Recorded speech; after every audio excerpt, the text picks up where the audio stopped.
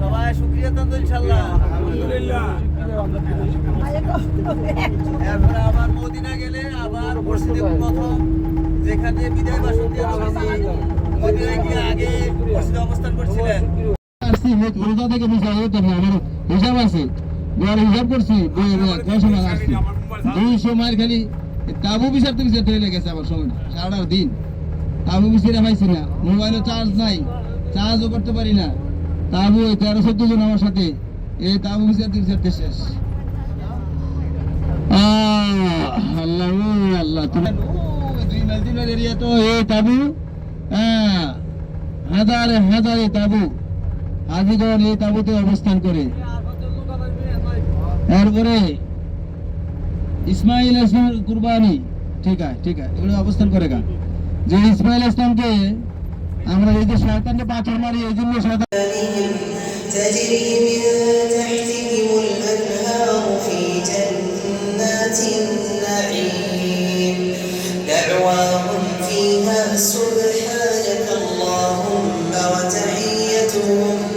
وتحيتهم فيها سلام وآخر دعواهم أن الحمد لله رب العالمين. الله أكبر.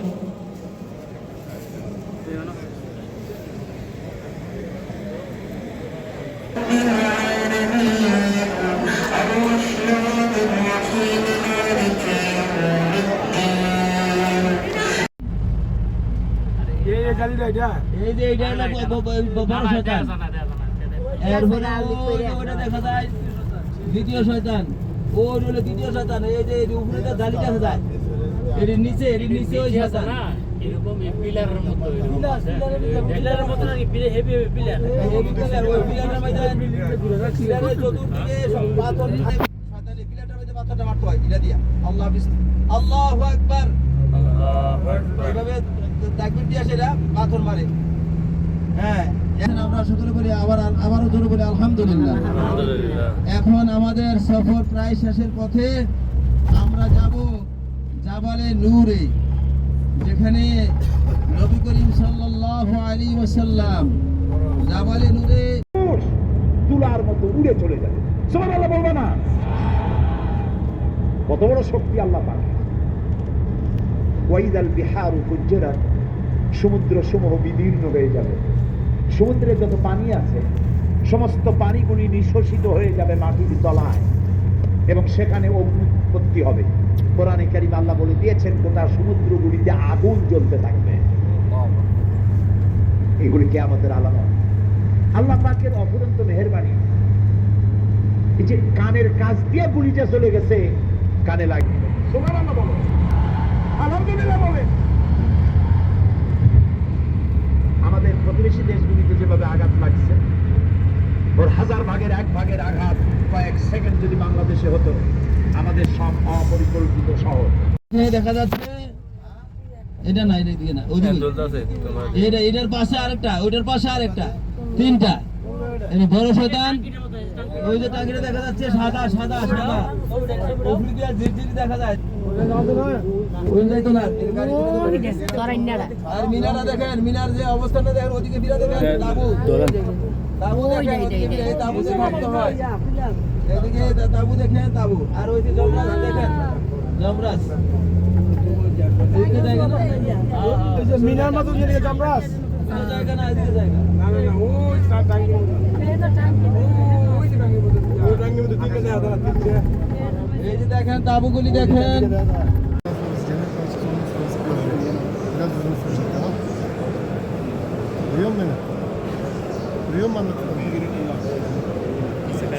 Yeşil yazı olan kapısının başımızda bu tarafı bulmalı.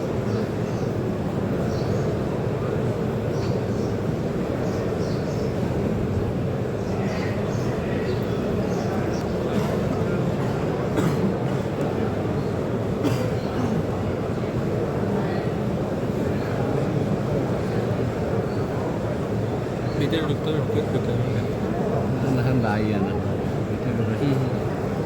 ঢুকনো যাবে।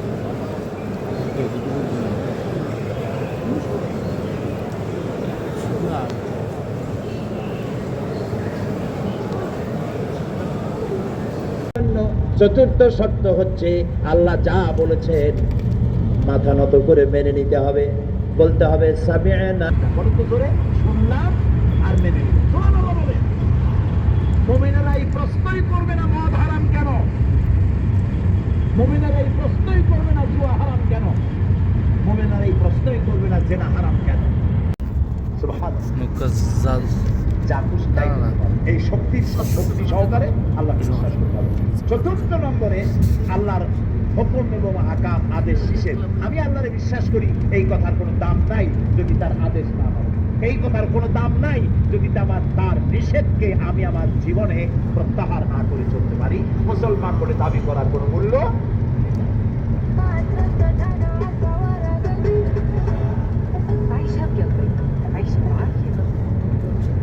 একদিকে নামাজ পড়ি, আর একদিকে ওজনে কম দেয়, খাদ্যে ভেজাল দেয়, বেপরদা করি, মিথ্যা কথা বলা হয়, ওজনে কম দেয়, খাদ্যে ভেজাল দেয়, জমিনের।